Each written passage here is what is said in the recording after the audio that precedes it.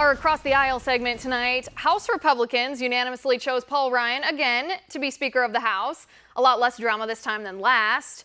Ben Carson, retired neurosurgeon and former Republican candidate for president, said he's out of the running for a Trump cabinet position. He doesn't want one.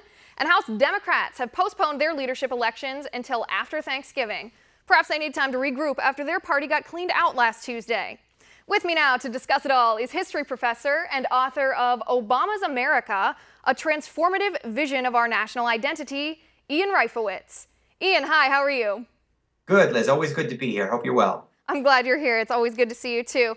All right, 2 positions have been filled by the Trump administration in regards to cabinets. That would be Reince Priebus, former chair of the RNC, for chief of staff, and then Steve Bannon. He was former campaign chair for Trump. He is now the chief strategist. Ian, what are your thoughts? Well, I think, pretty clearly these come from 2 different wings within the Trump camp, so to speak. Reince Priebus is an establishment figure. It's also important to note that since I doubt many people, know a lot about the details of Reince Priebus's biography, he is from Wisconsin. He's got strong ties to Paul Ryan. So there is a sense, at least, that he can be a bridge between congressional Republicans to the degree that Paul Ryan speaks for them, and the White House.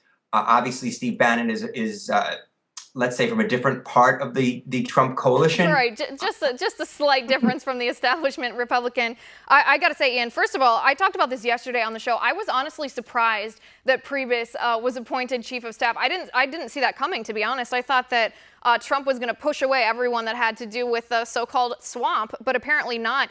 With Steve Bannon, I mean, that's pretty controversial pick. Well, yeah. I mean, look, we all know that he comes from Breitbart. And we also know that he has said, quote, in an interview with last summer, we are the platform for the alt-right. So, nobody's making it up to say that that's what he's about. He had an interview when he interviewed Trump on November 2nd of this past year, November 2nd, 2015, where he interviewed Trump on Breitbart News, and he talked about how, with the fact that there were 2/3 or 3/4 of the CEOs in Silicon Valley are from South Asia or from Asia, and that's really, America's more than an economy; it's a civic society. Really, sort of an ugly comment about Asian and South Asians not really being Americans. So, we're not making it up when we get upset about Bannon.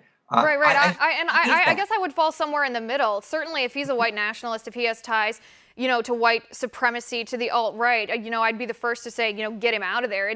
I was honestly a little skeptical to see the appointment myself, but at the same time, I did the same research that you did. Everyone's scouring to see the proof here, because to be honest, a lot of times I think the Democratic Party uses accusations of racism or xenophobia or Islamophobia or even white supremacy as their default argument. I mean, we saw that through the whole campaign, accusations against Trump for the same thing. So I've been looking for Steve Bannon's background, and certainly he said some things that I disagree with. The examples you gave illustrate that, but at the same time, it seems more like he has supporters that should be eschewed or ignored more than his platform itself.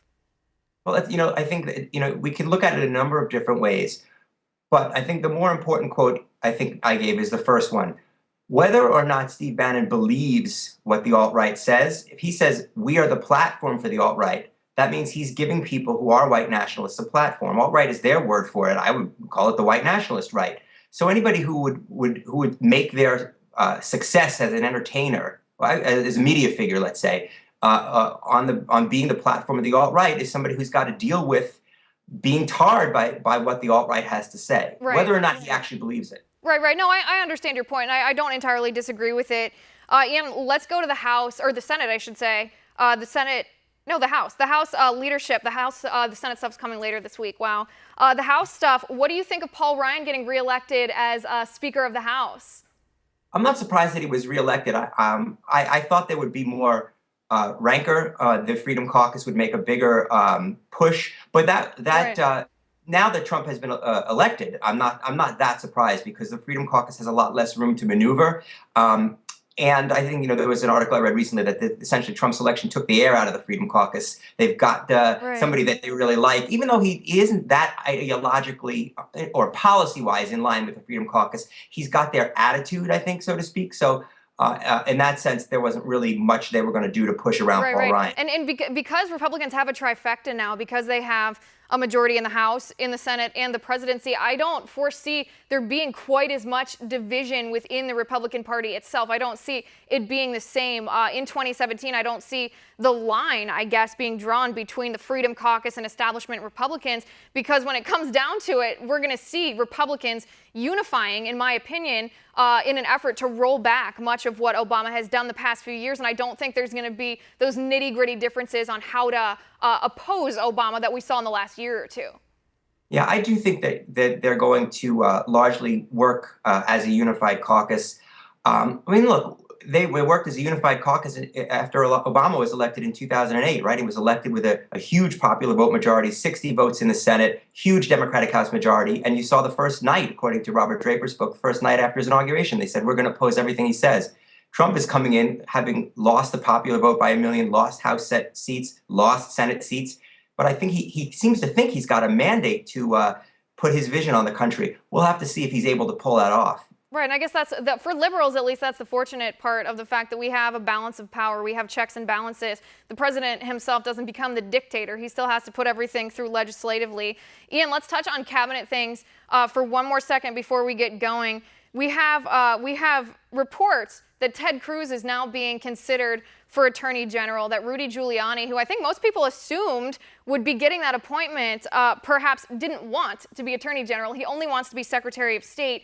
Ian, any surprises you see coming from Trump's cabinet picks, or you think it's going to go pretty much along what people are predicting? Well, you just surprised me. I hadn't heard that Ted Cruz was in line for Attorney General. I'm surprised Ted Cruz is in line to be anywhere near Donald Trump. No, they met today. They met earlier today at Trump Tower to discuss it. Wow, you always learn something with you, Liz. So, I think Giuliani as Secretary of State, I mean, he has no experience at all in foreign policy. Being mayor of New York, people like to think, who are mayor of New York, that they're gaining some foreign policy experience, but they're really not. They're mostly gaining media experience when it comes to foreign policy. I would be concerned about Giuliani at the helm of the State Department, given his lack of diplomacy. It's almost like another Boris Johnson as Foreign Secretary of Britain. You would think that there are some more diplomatic types to be the chief diplomat. Right. I thought perhaps Newt Gingrich would be the pick for that, because he has experience in almost every aspect and he likes to talk. He seems to be fairly good at diplomacy. So this one's going to surprise me too. Ian, we're out of time. Thanks so much for being here. It's always great to talk to you. Our next tipping point with Lauren Airsam, Senate Democrats and Republicans choose their leaders. We'll be right back.